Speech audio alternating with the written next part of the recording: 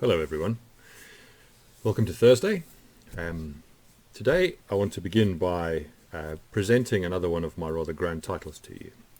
A couple of times a year I get introduced to a small group of new academic staff at the University of York as an ethicist, which is a little grand because I have an undergraduate degree in systematic theology, the study of the Church's major doctrines, and then theological ethics, which for me just were an obvious complementary pair. There's what we believe and are wrestling with that, and what we do with that and its practical impact on the world around us. When I was at the university as a chaplain at the University of York, I was on the university's central ethics committee for 6 years as one of a small handful of lay members from essentially outside the university's life who were part of at least an annual meeting overseeing the ethical frameworks used by all departments in their research and teaching. It was fascinating. The other lay members were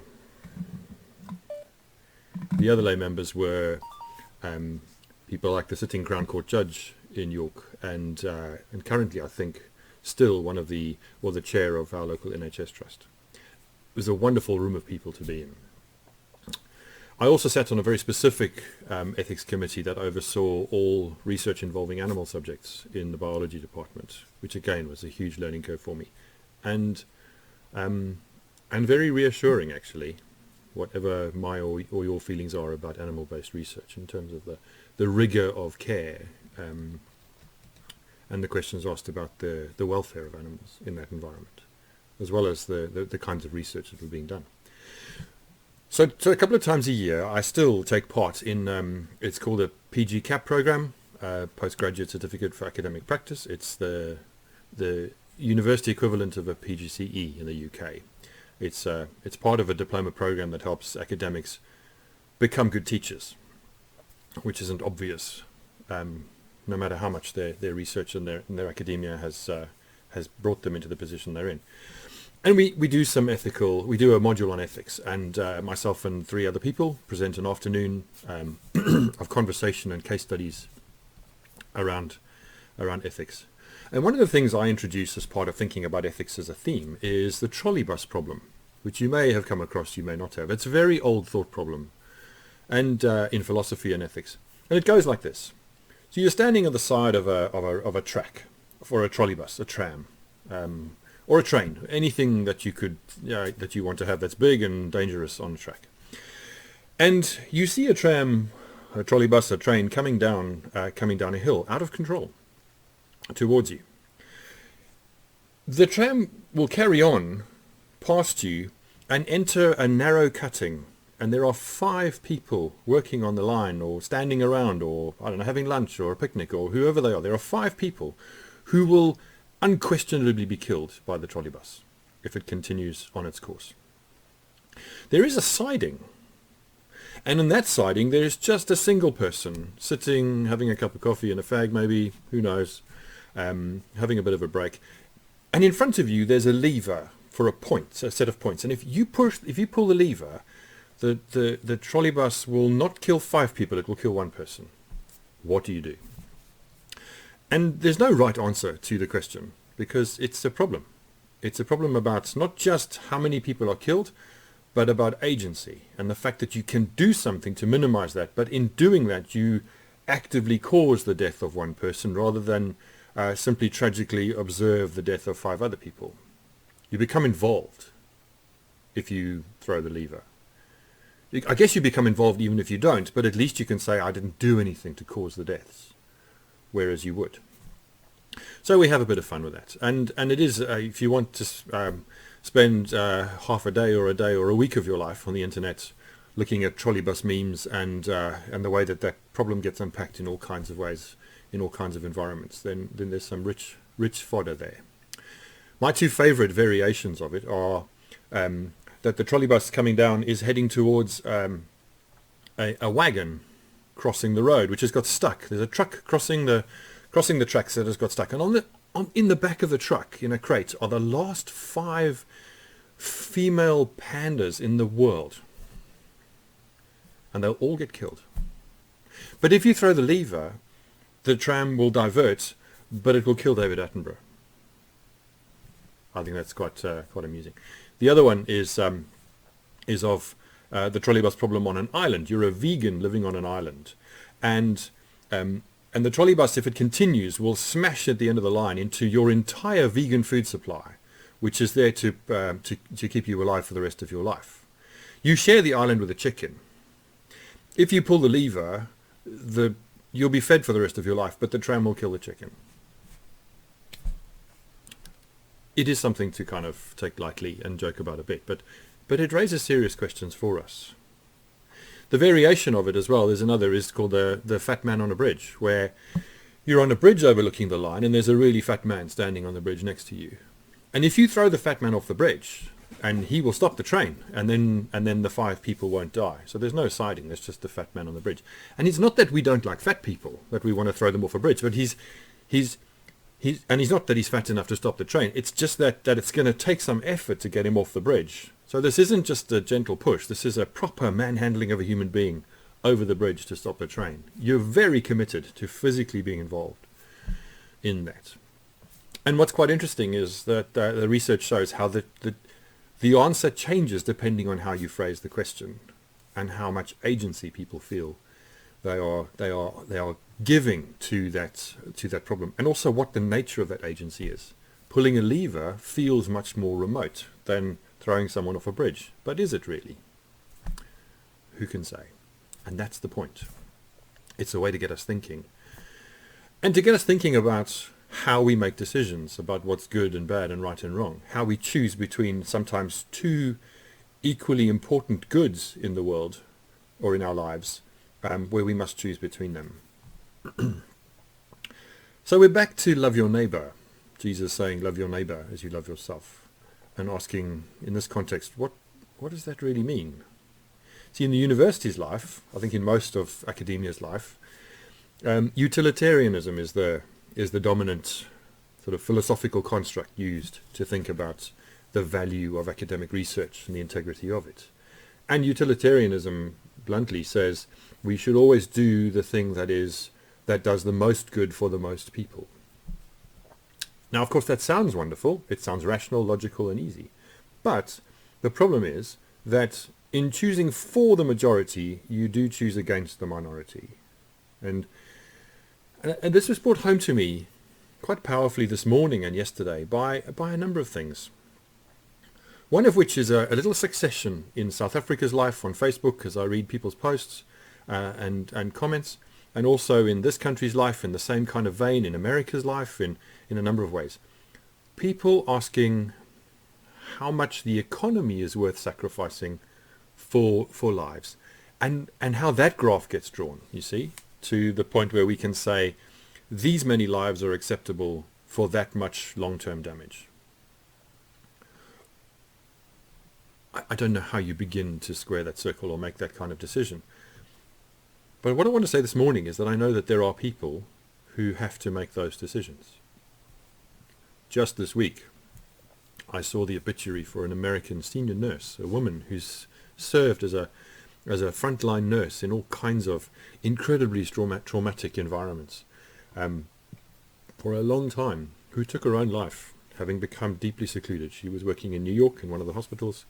She took her own life and left no note or letter that I was aware of, that I read about, but what seemed clear was that for her and her colleagues, the kind of mental and spiritual and emotional attrition of having to quite literally decide who lives and who dies when there are 2 beds or 2 people for 1 bed.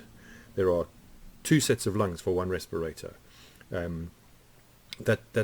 That making those decisions with the hand on the lever or the hands on the back of the fat man on the bridge, actually physically doing that in a real substantial way, just broke her down to the point that she could no longer face the fact of having made those choices, regardless of whether they had to be made or not.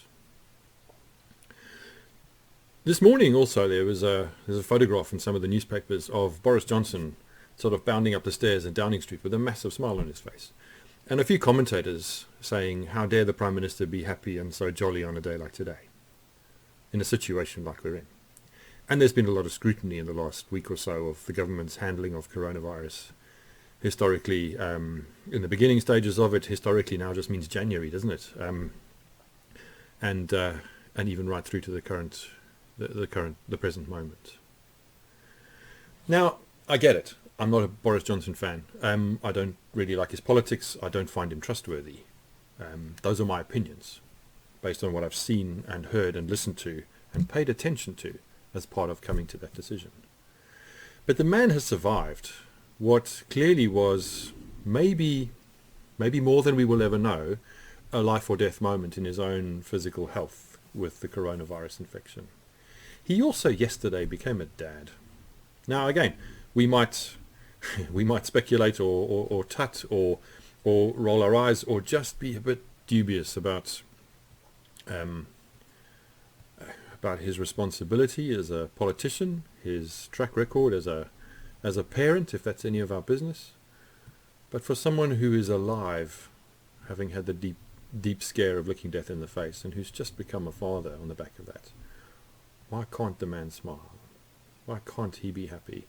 Why can't the same things be true for him that are true for you and I, that I've said any number of times in this? Why can't there be laughter in every day of his life? Never mind anyone else's. See, I think for a long time, and this isn't about blame, this isn't about who's responsible, that is a different conversation, but for a long time, our politicians, our health staff, our health services, the National Institute for Health and Clinical Excellence, in approving new treatments with the budget that they have, with the implications of the cost of new and perhaps groundbreaking and life-changing or just life-enhancing or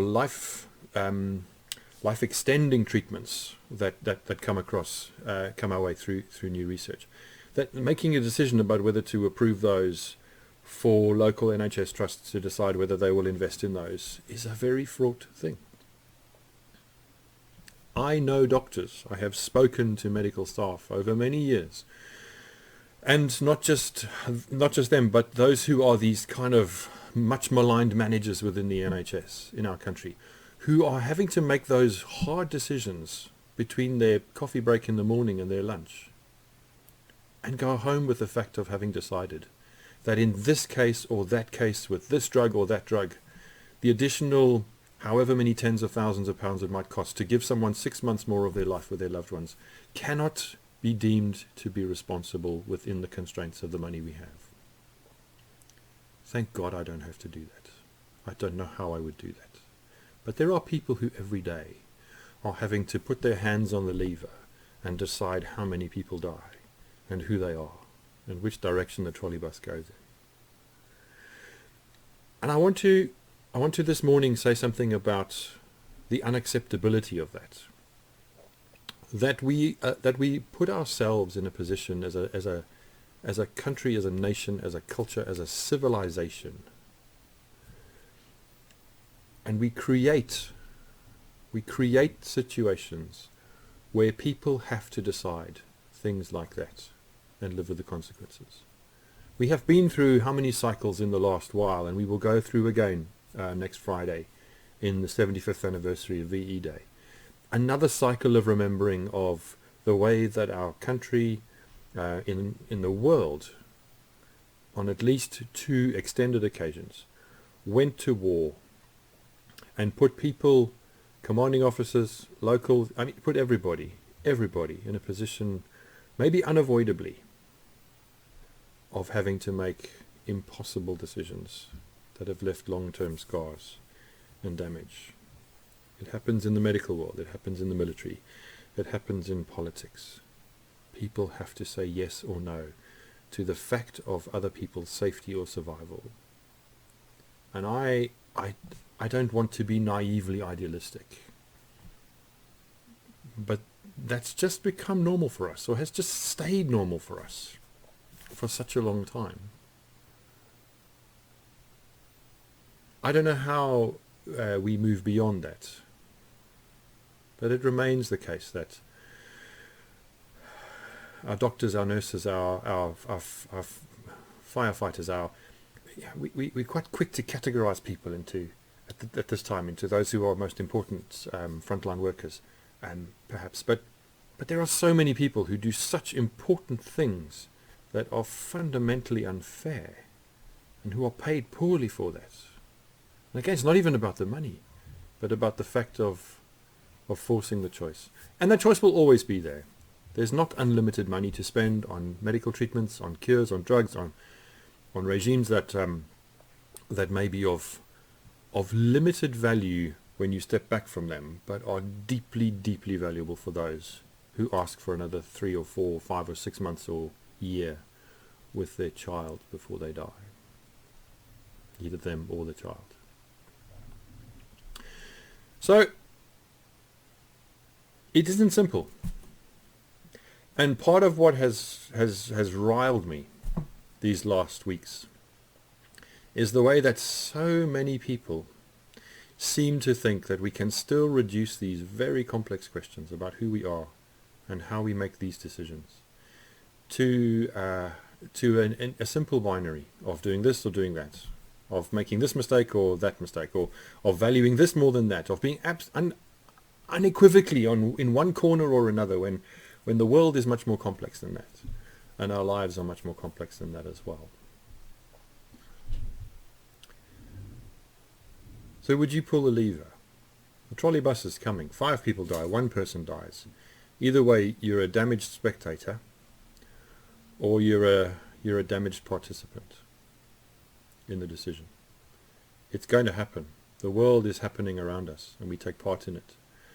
And I guess one of the questions for us as people of faith or no faith, it doesn't really matter in some ways, is what agency we think we have, what levers we have our hands on, what change we can effect, and how we can at least make sure that there are as few moments in the future as possible where doctors, nurses, and others have to decide that somebody will die and somebody will live. As blunt as that is. That has happened in our country. It does happen. It's happening now in hospitals, in places where things are fraught and difficult beyond being hard. It certainly happened in New York in a way that has left massive scarring on lots of people who have been feeling the helplessness and the power of having to make those decisions at the same time. And we come back to Jesus saying, love your neighbor as you love yourself, which is far more than a sentimental desire to be open to all people and to have goodwill in our hearts, but to ask how we share together in the creating of a politics and an economics and a community mindedness that doesn't put us in a position where any of us, as much as possible, have to have our hands on that lever.